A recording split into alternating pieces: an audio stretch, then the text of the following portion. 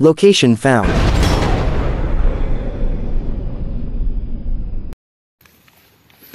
Magandang buhay mga katets, nandito na naman ako para sa isa na namang ideya na ibabahagi ko sa inyo mga katets. Paano nga ba maghanap ng mga legit marker sa isang area o sa isang site na nasa inyo mga katets?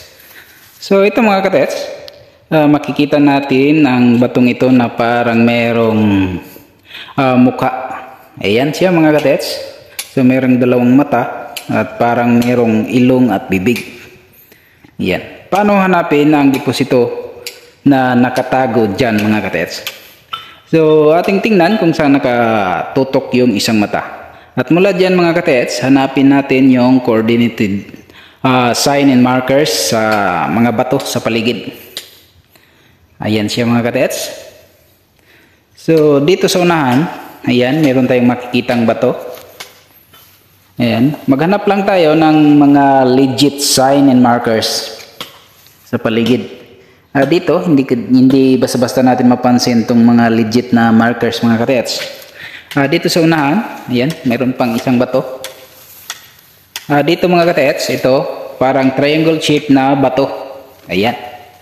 So, bantayan nyo ang mga shape ng bato na ganito. Ayan, mga triangle. So, kung titingnan natin dito mga katets, wala tayong mapapansin ng pag ganyan lang. So, diretsong tingnan natin, parang wala tayong mapapansin. Pero pag papatong tayo dito mga katets, ito yung makikita natin. Merong naka-emboss na parang 3 inches ang kapal. Ito mga katets, oh. Ayan. Ayan. So, yan ay hugis diamond. Ang tinuturo nito mga katets, ito ay merong load na cross pattern. So merong missing code na cross pattern mga katets. Ito siya mga katets. Ganito ang boreal layout. Ayan, naka-cross yan mga katets. Ayan, load dito. Ayan, yung missing code niyan na walang bato, yun ang deposit. So paano natin malalaman na meron itong binibigay na giveaway o yung paunang deposito na gusto niyang ipapakuha sa atin? So kung titingnan natin dito, para din siyang parang may muka. Pero ang totoo niyan, ito ay merong heart na nakaukit. Ayan siya mga katets. Ayan. So makikita mo dito merong dot sa ibabaw ng heart, pero hindi yan ang susundan natin. Itong heart na ito, nasa ibabaw, nasa flat na area, lagyan mo yan ng tubig. Ang tubig ay dadaan dito mga katets. Ayan, pagdating dito, parang meron na namang isang heart mga katets. Ayan. Ayan siya. So ang buntot nito ay merong daan ng tubig. Ayan. Ito ang arrow na sundan mo mga katets. Mula dito mga katets, ayan, diretsuhin natin ito. Ayan. Doon siya papunta mga katets. Yung bato kanina na merong fish marker, yan mukha ng tao, yan ay naka side view at nakatutok doon. So, pagtagpuin lang natin ang intersection nito mga katets para malaman natin ang unang deposito na tinuturo.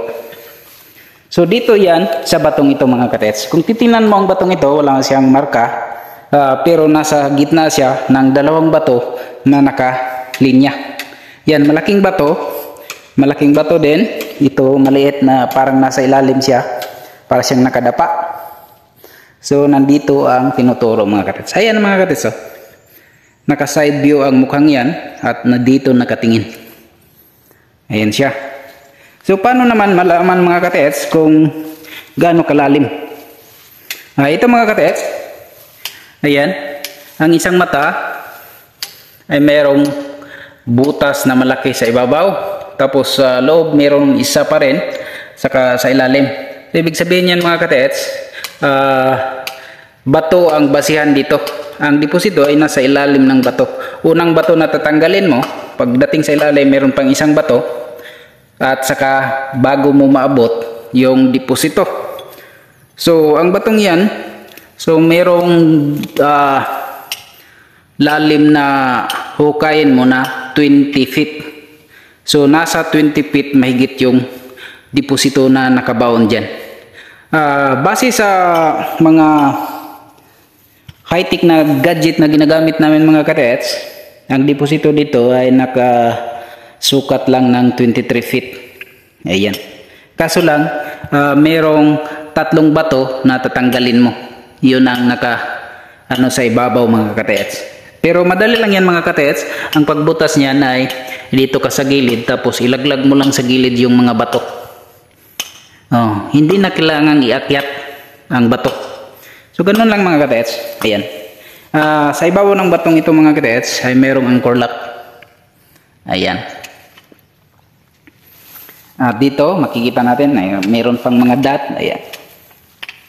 So ang iba dyan mga katets ay mga pang decoy na lamang. Kaya yung tingnan mo yung mga legit na sign na lang mga katets. So hindi lang ito ang deposito dito mga katets. Ito ay paunang deposito lamang. Okay, base sa sinabi ko sa inyo, ang deposito dito ay naka cross type boreal layout. Ito siya mga katets. Naka cross yan. Ayan. Ayan.